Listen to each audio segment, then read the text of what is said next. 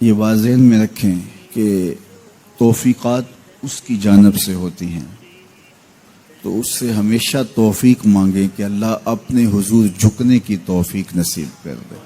اس سے بڑا بدبخت نہیں ہے جو اللہ کے حضور جھکنا بھی نہیں جانتا۔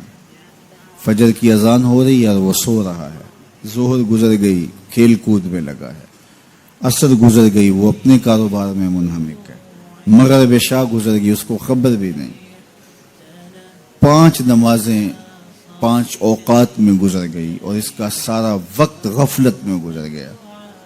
کیسے چین کی نیند آ گئی؟ کیسا مسلمان ہے، کیسا کلمہ گو ہے؟ اللہ کی حضور سجدہ ریزی کی سارا دن توفیق نصیب نہیں ہوئی، پھر اگلا دن بھی یوں گزر گیا، زندگیاں گزر جاتی ہیں، توفیق سجدہ نصیب نہیں ہوتی۔ اس شخص سے بڑا بدبخت کوئی نہیں جس کو اللہ کی حضور جھکنا نصیب نہیں ہوتا۔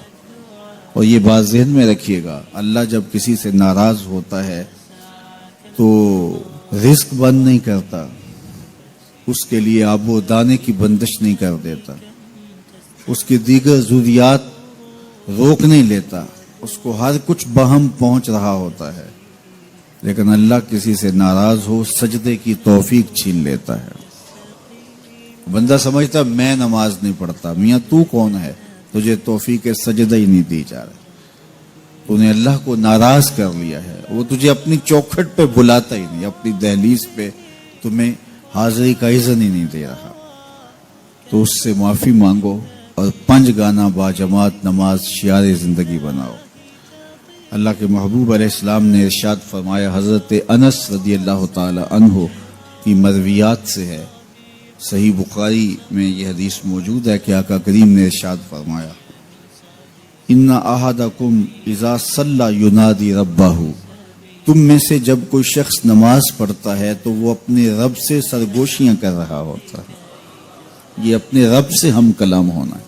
حضرت سہل بن عبداللہ تستری کسی جنگل میں رہتے تھے، کچھ لوگ انہیں ملنے گئے تو کسی نے پوچھا واپسی پہ کہ حضرت یہاں تنہائی میں دن اور راتیں کیسے کاٹتے ہو؟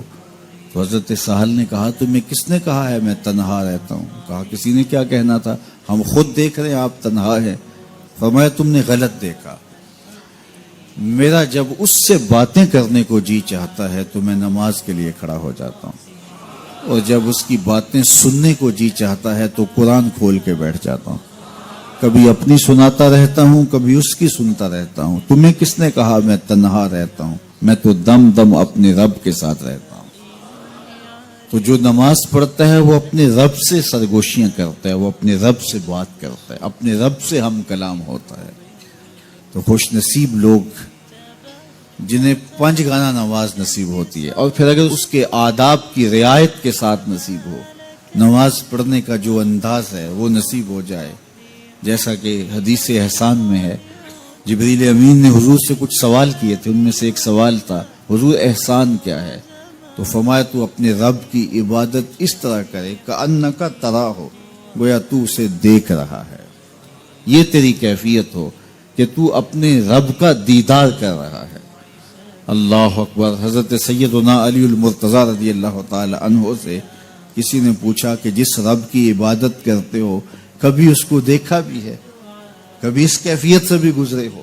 تو فرمایا لم اعبد ربا لم اراہ، جب تک دیکھتا نہیں سجدہ ہی نہیں کرتا۔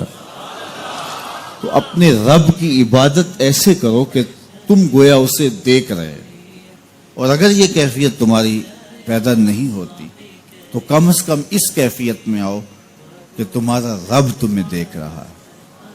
اور یہ تصور بھی کون سا کم ہے کہ میرا مالک مجھے محبت کی نگاہ سے دیکھ رہا ہے، اس تصور میں سرشاری طاری ہو جاتی ہے کہ میرا مالک مجھے دیکھ رہا ہے۔